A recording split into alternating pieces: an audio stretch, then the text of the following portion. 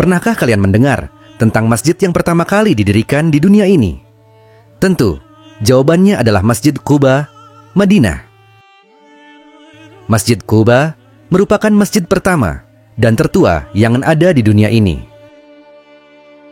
Tepatnya, masjid ini didirikan pada 8 Rabiul Awal 622 Masehi, tahun pertama Hijriah, tepatnya 23 September 622 Masehi, atas sebidang tanah seluas 1.200 meter persegi. Tanah ini milik keluarga Kalsum bin Hadam dari kabilah Amru bin Auf. Masjid Quba terletak sekitar 4 km dari Masjid Nabawi, Madinah.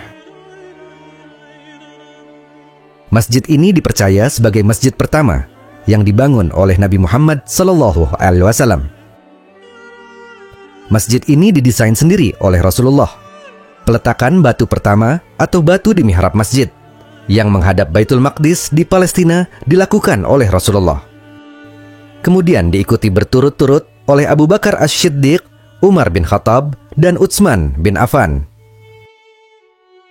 Dalam beberapa catatan dikemukakan bahwa Masjid Quba sendiri adalah nama sebuah sumur yang kemudian menjadi nama perkampungan yang dihuni oleh Bani Amru bin Auf. Dinamakan Masjid Quba karena ketika Rasulullah SAW hijrah ke Madinah melewati pemukiman ini.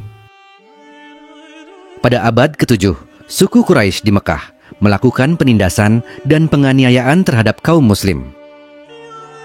Nabi Muhammad SAW yang mendapat perintah dari Allah Subhanahu wa Ta'ala akhirnya memutuskan untuk hijrah ke Madinah.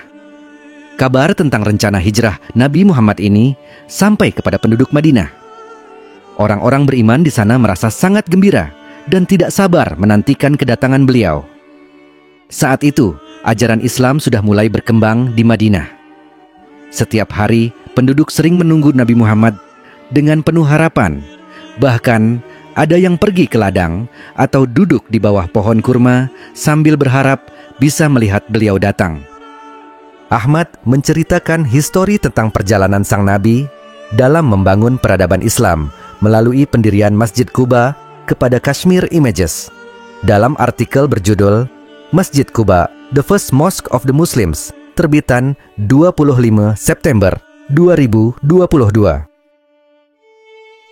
Masjid Quba mengalami renovasi pada zaman Utsman bin Affan dengan membangun menara masjid untuk mengumandangkan adzan.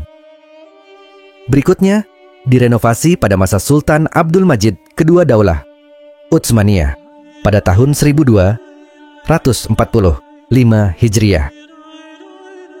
Berikutnya, masa pemerintahan Kerajaan Arab Saudi Kementerian Haji dan Wakaf melakukan perluasan Masjid Quba sehingga bisa menampung kapasitas 20.000 jamaah. Bentuk bangunan seperti masjid pada umumnya, hanya saja bagian tengahnya terdapat ruangan lapang yang di atasnya terdapat atap yang bisa dibuka tutup. Yang istimewa, masjid ini 4 menara untuk menyebar kumandangkan adzan dan 56 kubah. Saat ini, Masjid Quba adalah masjid terbesar kedua di Madinah. Kajian sejarah Islam tentang Masjid Quba menunjukkan pentingnya masjid ini. Menurut Aswadi, fadilah salat di Masjid Quba sangat besar. Ia mengutip hadis dari Ibnu Majah, siapa yang berwuduk di rumahnya, lalu ia mendatangi Masjid Quba dan ia melaksanakan salat di dalamnya, maka pahalanya seperti pahala umrah. Dalam riwayat, Rasulullah semasa hidupnya selalu pergi ke Masjid Quba setiap hari Sabtu, Senin, dan Kamis. Setelah beliau wafat, para sahabat juga sering menziarahi masjid ini dan melaksanakan salat di dalamnya.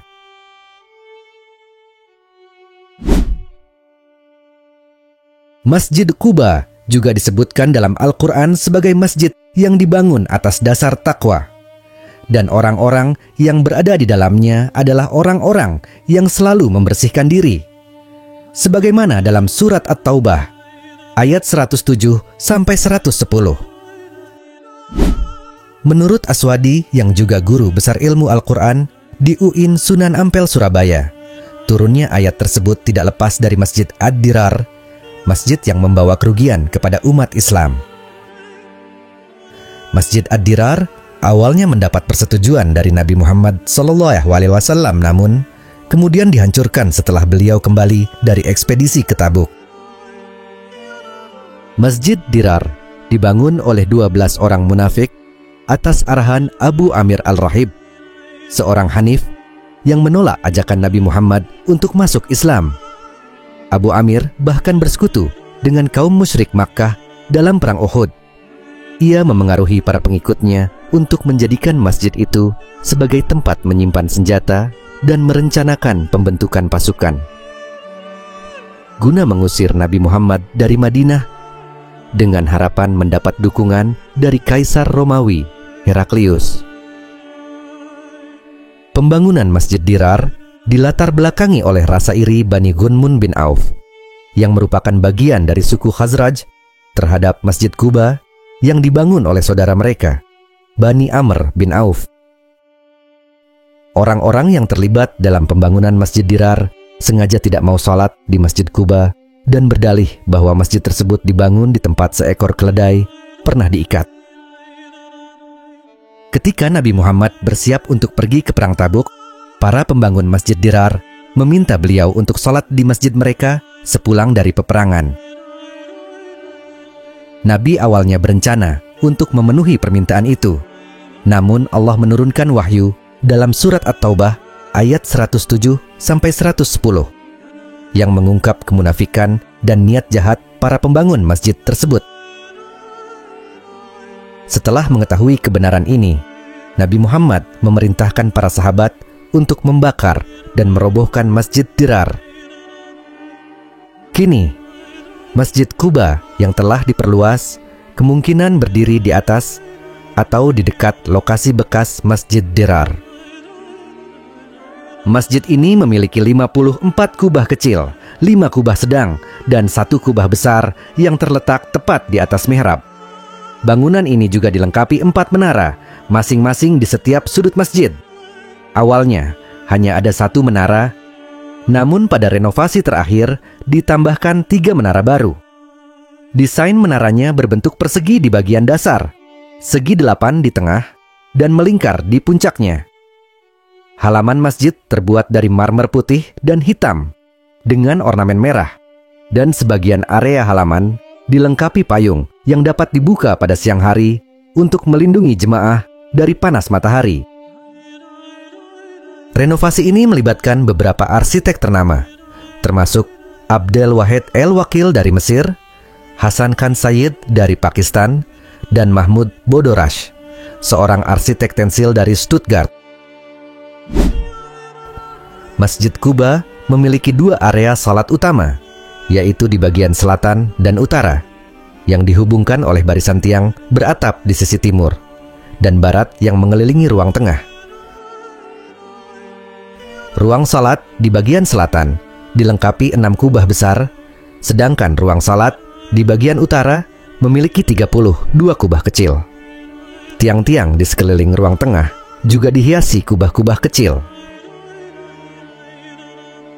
Masjid ini memiliki 7 pintu utama dan 12 pintu tambahan, serta dilengkapi fasilitas toilet sebanyak 64 unit untuk pria dan 32 unit untuk wanita. Menurut laporan Saudi Gazette, renovasi terbaru memperluas ruang salat hingga 5.035 meter persegi. Sementara, keseluruhan area masjid dan fasilitasnya kini mencapai 13.500 meter persegi, jauh lebih luas dibanding sebelumnya yang hanya 1.600 meter persegi. Ruang sholat utamanya mampu menampung hingga 20.000 jemaah. Masyarakat Madinah kini dapat melaksanakan sholat dengan nyaman di Masjid Quba, terutama saat musim haji dan Idul Fitri, ketika jumlah jemaah biasanya meningkat. Setelah pertama kali dibangun pada masa Nabi Muhammad, Masjid Quba termasuk sering direnovasi. Khalifah ketiga Utsman bin Affan melakukan renovasi pertama. Kemudian pada masa Umar bin Abdul Aziz menjadi gubernur Madinah, direnovasi lagi dan dibangun menara masjid. Beberapa penambahan dilakukan pada masjid ini oleh Kamaluddin Al-Isfahani. Menurut Arab News, masjid ini telah direnovasi beberapa kali, antara lain pada tahun 1057, 1177, 1293, 1355, 1462, dan 1682, 1503. Perubahan terakhir dilakukan di era Sultan Abdul Majid dari Kesultanan Turki Utsmani. Pada masa kerajaan Saudi, Masjid Quba dan rumah ibadah lainnya rutin direvitalisasi. Pada tahun 1968, sisi utaranya diperluas. Pada tahun 1985, Raja Fahd memerintahkan beberapa perluasan dengan tetap mempertahankan arsitektur bersejarah dari bangunan tersebut. Struktur saat ini dirancang oleh arsitek neoklasik pemenang penghargaan Driehaus, Abdel Wahid El-Wakil. Awalnya direncanakan struktur lama akan digabungkan dengan yang baru, namun gagasan ini ditinggalkan dan bangunan lama dirobohkan seluruhnya. Pada tahun 2018, sebagaimana dilansir Arab News, putra mahkota Muhammad bin Salman, MBS, memerintahkan restorasi 130 masjid bersejarah yang merupakan bagian dari program revitalisasi nasional pemerintah. Sebanyak 57 lokasi, termasuk sumur, pertanian, dan kebun buah-buahan, dikembangkan atau direhabilitasi sebagai bagian dari proyek ini, yang merupakan bagian dari tujuan dan sasaran Visi Saudi 2030. MBS percaya akan pentingnya masjid-masjid kuno ini, baik dalam kekayaan nilai agama, sosial, budaya maupun arsitekturnya. Menurut Abdul Haq Al-Uqbi, arsitek yang berspesialisasi dalam arsitektur masjid di Madinah, pembangunan Masjid Quba tidak hanya meningkatkan kapasitas jamaah, tetapi juga memastikan bahwa signifikansi budaya dan agama akan ditingkatkan. Itulah sejarah daripada Masjid Quba, Madinah. Semoga Masjid Quba selalu diberkahi dan dirahmati oleh Allah Subhanahu wa Ta'ala. Wallahu alam bissawab.